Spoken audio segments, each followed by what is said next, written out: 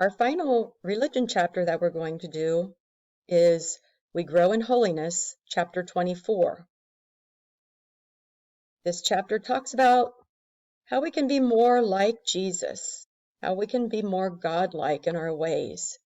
Talks about holiness, sharing in God's goodness and responding to God's love by the way we live, how we can be holy, means being like God. So it talks about different things we need to do to basically become better people.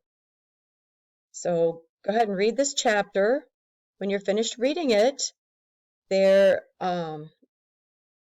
is a Spelling City vocabulary test for you to take on the chapter.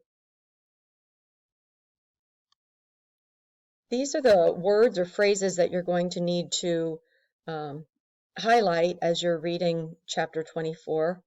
I did want to point out two things to you.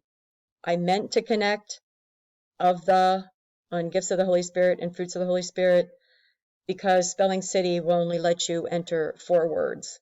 They're very weird that way. So I meant to do that, but just didn't want you to think that I made a spelling mistake.